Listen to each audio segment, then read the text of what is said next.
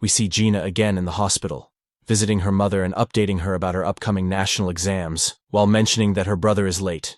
Jin-Woo calls Kim and Joo-hee to join him at the altar, and as all the flames ignite, they will discover what happens next. As everyone enters the circle, a blue flame lights up outside, and the gate opens. Initially, they suspect a trap, and one of the blue flames extinguishes. All the statues begin to move toward them, posing extreme danger. Jin-Woo tries to comprehend the situation, and notices that when he looks at one of the statues, it ceases moving. He instructs everyone to keep their eyes fixed on the statues and simply observe them. It is reminiscent of a childhood game, where if you keep staring at the statue, it will not advance. Despite being exhausted and having a broken leg, Jin-Woo performs admirably. One of the hunter girls can no longer endure and leaves the circle. Immediately after, an orange flame goes out, and the gate opens slightly more. Jin-Woo notices that the blue flames are gradually fading, indicating a time limit. The orange flames signify that as soon as someone leaves the circle, one flame extinguishes. Jin-Woo deduces that the gate is likely a trap, because the final commandment is to trust in God.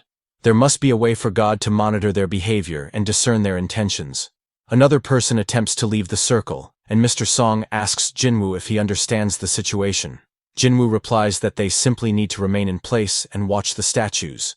The blue flames function as a timer, and once they all vanish, they can leave easily. Mr. Kim speculates that if the blue flames extinguish, they might be trapped here forever. Jin-Woo, the weakest among them, admits uncertainty about what will occur, but Mr. Kim praises him, saying he is alive because of him. However, Mr. Kim yearns to return home to his family and does not wish to die here. He opts to leave, and Jin-Woo instructs Joo-hee and Mr. Song to depart as well, urging them to save themselves and leave him behind. Yet, Mr. Song is prepared to sacrifice himself. Joo-hee, exhausted from using her powers, is unable to move her leg. Jin-Woo tells them to leave, and Mr. Song knocks Joo-hee unconscious and takes her with him.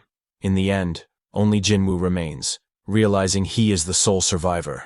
The statues cannot see him, so they continue advancing toward him relentlessly.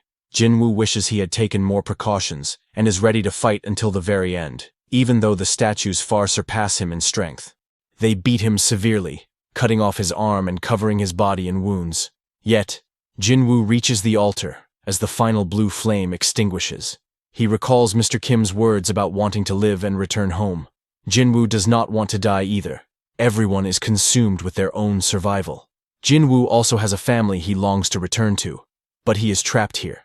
Ultimately, the statues pummel him and leave him on a table, poised to deliver the finishing blow.